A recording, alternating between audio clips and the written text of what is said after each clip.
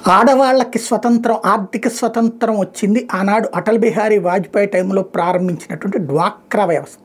ఆంధ్రప్రదేశ్లో ఆనాడు ఉమ్మడి ఆంధ్రప్రదేశ్కి ఉంది. చంద్రబాబు గారు బాగా సద్వినియోగం చేశారు. దాదాపుగా 1 కోటి మంది దాకా కూడా డ్వాక్రాలో సభ్యులయ్యారు. దాదాపు 25-30 లక్షల సంఘాలు, ఒక్కొక్క సంఘానికి 10 మంది చొప్పున, దాదాపుగా అప్పుడు 50 అంటారు, లక్ష అంటారు, అదే ఇది 1 కోటి మందిని చేర్చారు అన్నటువంటిది లెక్క చెప్తారు. అంటే 1 కోటి మందిని చేరడం ద్వారా అందులో వీళ్ళు వారానికి ఎంత అని పొదుపు చేసుకుంటుంటే ఆ పొదుపు చేసుకున్న అమౌంట్ ఏడాదికి ఎంత అయిందో లెక్కేసి దానికి డబుల్ అప్పు ఇచ్చి ఆ అప్పుతో వీళ్ళు వ్యాపారాలు చేసుకుంటూ ఆ అప్పు ఈ పొదుపుతో కలిపి వ్యాపారాలు చేసుకుంటూ చిన్న వ్యాపారాలు చేసుకుంటూ కోళ్ళే పెంచుకుంటారా, గేదెలే పెంచుకుంటారా, పాలుపుతో వ్యాపారం చేసుకుంటారా, గేదెలు పెంచుకుని, లేకపోతే మేకలు పెంచుకుని అమ్ముకుంటారా, చిన్న చిల్లర కొట్టు పెట్టుకుంటారా, బడ్డీ కొట్టు పెట్టుకుంటారా, ఇట్లాగా వాళ్ళకి ఒక ఉపాధి అవకాశాలు అనేది కల్పించడం ప్రారంభమైంది. అప్పటి నుంచినే మహిళా ఆర్థిక స్వాతంత్రం గ్రామ ప్రాంతాల్లో విపరీతంగా పెరుగుతూ వచ్చింది.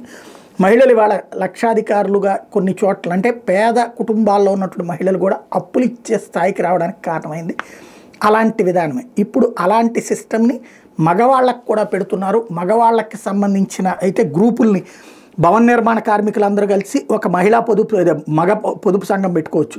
జొమాటో లాంటి సంస్థల తరపున ఆహారం, కూరగాయలు, నిత్యావసరాలు సరఫరా చేసి గిగ్ కార్మికులు అట్లా పెట్టుకోవచ్చు. ఆటో రిక్షా, తోపుడు బళ్ళ కార్మికులు పెట్టుకోవచ్చు. వృద్ధులు, పిల్లల సంరక్షణ కేంద్రాల్లో ఇళ్లలో పనిచేసే వాళ్ళు పెట్టుకోవచ్చు.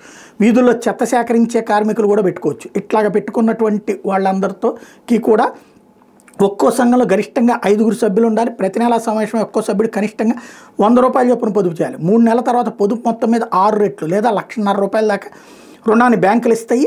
అట్లాగే రుణం మొత్తాన్ని సభ్యులు తమ వృత్తి, కుటుంబ అవసరాలకు ఉపాధి మెరుగుపరచడానికి వినియోగించుకోవచ్చు. సభ్యులు సకాలంలో బ్యాంకు రుణం తిరిగి చెల్లిస్తే దానికి డబ్బులు ఇస్తారు. ఇప్పుడు డ్వాక్రా వాళ్ళు 20 లక్షలు, 30 లక్షలు కూడా గ్రూపులు తీసుకుంటున్న డబ్బులు అంటే సకాలంలో చెల్లించడం వల్ల అట్లా భవిష్యత్తులో జరిగే అవకాశం ఉంది. వాళ్ళు ఒకవేళ చెల్లించలేకపోయినా బ్యాంకు వాళ్ళే చెల్లించేసినట్టుగా రాసేసి మళ్ళీ ఇస్తుంటారు.